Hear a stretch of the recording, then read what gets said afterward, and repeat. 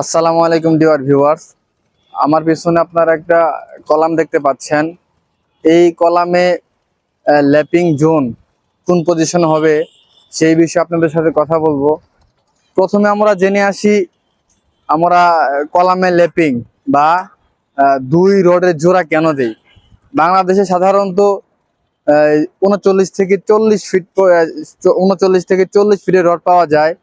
দেখা যায় যে 40 ফিটের একটা রড সম্পূর্ণভাবে কলামে প্লেসমেন্ট করা যায় না।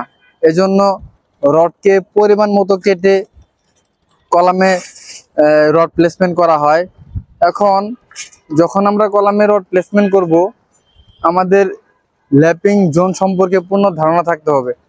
কারণ এই কলামটা দেখতে পাচ্ছেন, এখানে এই মাঝখানের পোর্শন হচ্ছে কমপ্লেকশন জোন এবং নিচের জোন এবং উপরের জোন হচ্ছে টেনশন জোন। আমরা কিভাবে বুঝবো? একটা কলামকে আমরা যখন L/4 ভাগ করব, মানে একটা কলামের দৈর্ঘ্য যত, দৈর্ঘ্যকে 4 দ্বারা ভাগ করলে নিচে যে এক ভাগ সেটা হচ্ছে টেনশন জোন এবং উপরে যে এক ভাগ থাকবে সেটা হচ্ছে টেনশন জোন। মাঝখানে যে দুই ভাগ এটা হচ্ছে কম্প্রেকশন জোন। আমরা সব সময় কম্প্রেকশন জোনে ল্যাপিং প্রোভাইড করব।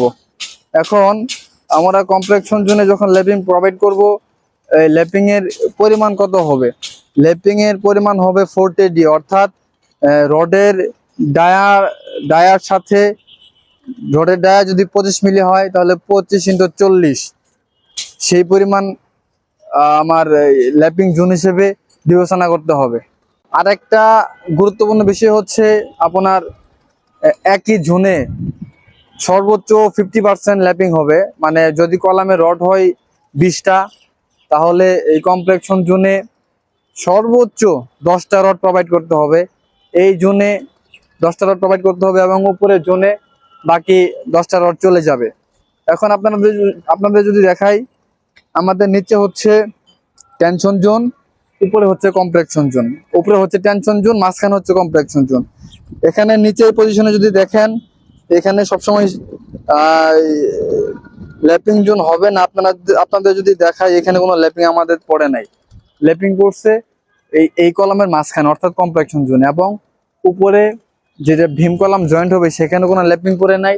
সেখানে এটাতে ল্যাপিং করছে একদম ওই ছাদ পার হয়ে যাবে।